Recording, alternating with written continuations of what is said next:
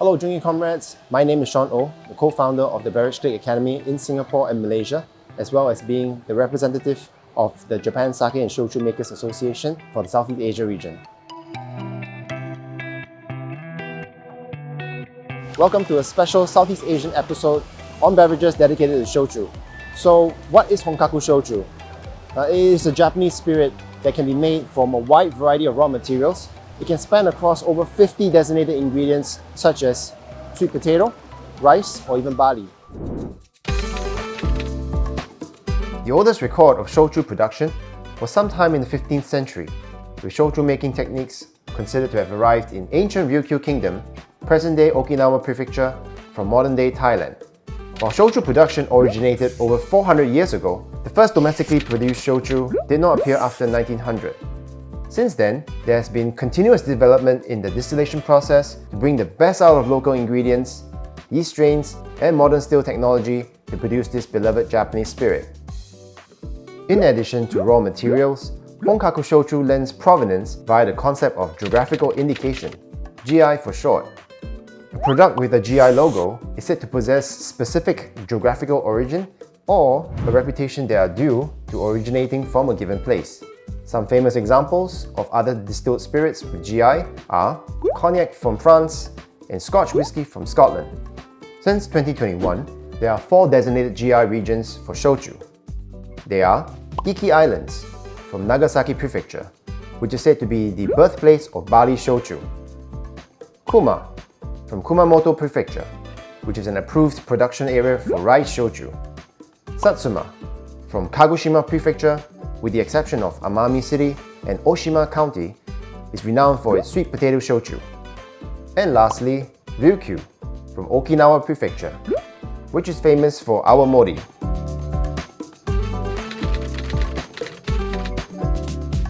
The most common misconception is thinking Soju is Shochu. There are some similarities between both spirits, as they can be made from starch-based raw materials, as well as some sharing common distillation techniques. However, that is probably where the similarities end. The most obvious difference is that Soju is a Korean-made distilled alcohol, while honkaku Shochu is Japanese-made. In addition, when it comes to labeling and categories, honkaku Shochu is a lot more diverse and defined.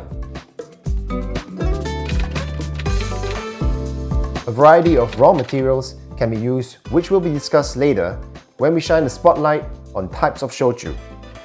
Most of the raw materials are starch-based, which requires a conversion process similar to that of malting in whiskey making.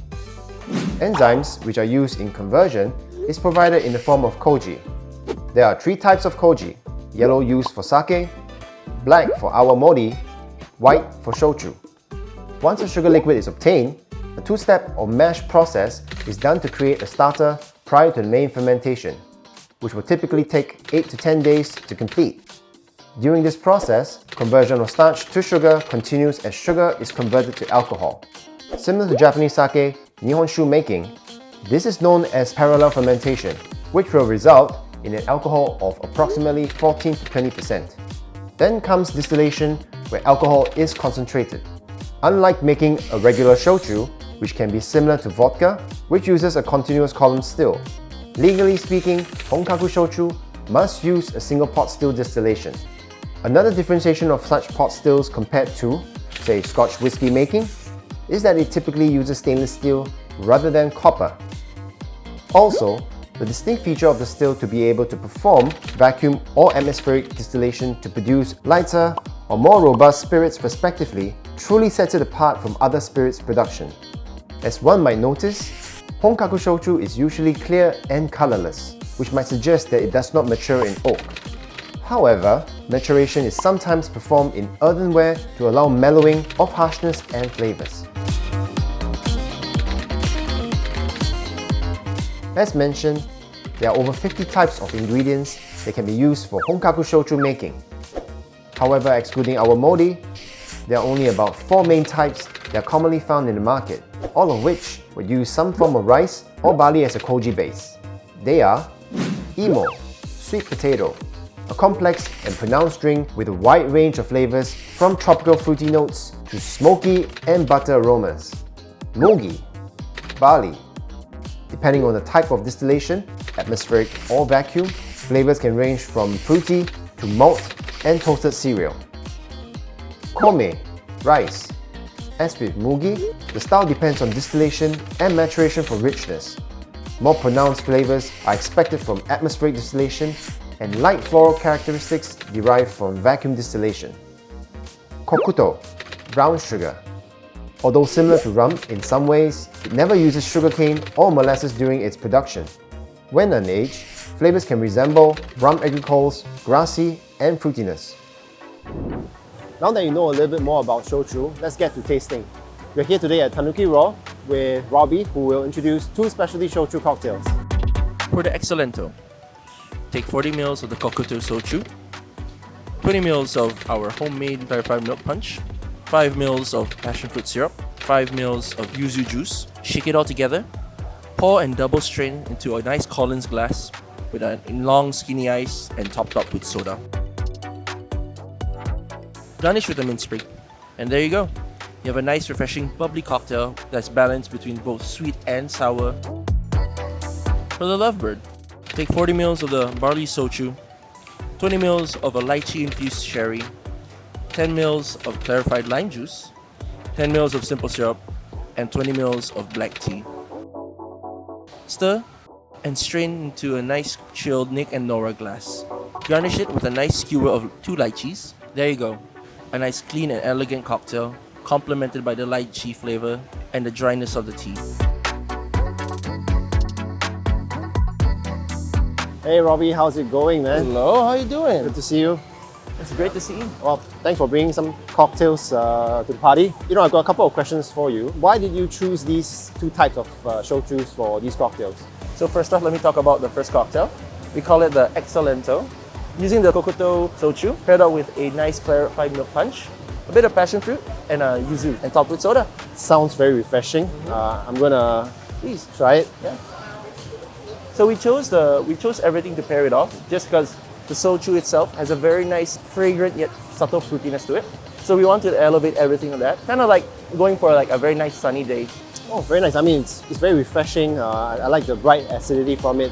And I can see that actually the ingredients don't actually overpower the raw material flavors. I can still taste that brown sugar characteristics, which is great. The second one, we call it the Lovebird. It's using the Barley Shochu. We paired it off with a lychee infused sherry, a bit of black tea, and clarified lime. So we used this, we paired everything up accordingly as well, just to have like, to bring out more of its clean yet elegant flavor to it. That you also, because of the tea and the Fino sherry, it has a subtle dryness you want from a cocktail. Since you know you're the one that created the cocktails, what kind of food do you think would go well with these two cocktails? For the Excellento, personally, I'd recommend going with something like some of our hero chicken. And it's a very nice, savory, yet perfect meal to go with the weather and a sunny day. Hence the idea of the cocktail. What about the second one?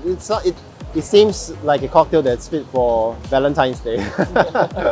For the reason why we call this the Lovebird, because Suzume is a sparrow, which represents happiness in Japanese culture. And also lychee also represents romance and as well good fortune. So hence love and bird. For the Lovebird, we'd recommend going with our signature chirashi, but paired off with our citrus yuzu udon. So the light citrusiness to it, that nice seafoody flavor, goes very well with it hand in hand. Well, thank you for the insights and the two delicious cocktails. I hope to see you craft more shochu cocktails again. Oh, for sure. Now with the versatility of shochu, the possibilities are endless. So let's head over to Concocted Affairs to see what else shochu has to offer. The first cocktail is daiquiri inspired. So for this, we are making use of a rice shochu, which when I first tasted is very tropical in the taste. We are making use of a homemade banana cinnamon cordial, and then we shake it up with a little bit of fresh lime juice. This results in a bright tropical beverage that spotlights the shochu, while delivering the burst of banana sweetness and a hint of spiciness from the cinnamon. The second cocktail is an inspired paloma that we built with brown sugar soju and clarified combination of grapefruit juice and lime juice to give it the clarity. The beverage is rimmed with togarashi salt. Building these cocktails results in a light and refreshing, while the aroma and flavors of the soju will be elevated. We actually top it up with sparkling water to give it a long-lasting fizziness. Thank you, Rain, for that wonderful showcase. Now I've got a couple of questions for you. Do you think that shochu should be in every bartender's arsenal? In my opinion, because soju has an exciting potential as a cocktail base because of its diverse flavors profile, I think due to how it's made, like the different rice soju or like the brown sugar soju have different taste elements. I think it makes a very good base to create cocktails. For bartenders on the lookout for uncommon and ingredients that are not commonly used, I think soju will be a great potential. What about lower ABV shochu? Is that appealing to cocktail making? What do you think? I think it is because if it's a low ABV, you can just add something a bit more stronger. Like example, if it's a sweet potato soju, you can add a little bit of vodka inside to increase the ABV and you can make it in a very good, stronger cocktail.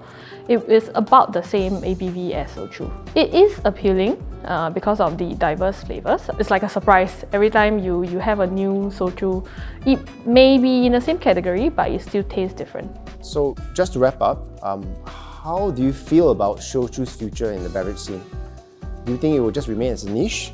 Or do you think it's gonna, transcend and then move on to a much greater mainstream drink? What do you think? I think it's growing with more and more Japanese bartenders traveling around to showcase what they are good at. I think it will get better. Soju is just like your 5 years ago mezcal. Mezcal back then wasn't known by a lot of people other than the people who made mezcal. So soju is similar. Only people who are from Japan will really understand what soju is. But more and more people are looking out and really learning how to enjoy it. Thank you. And that ends our spotlight on shochu. I hope all of you found it enriching. If you'd like to learn more about shochu, please hop onto this link below. And with that, here's me signing off. Kanpai.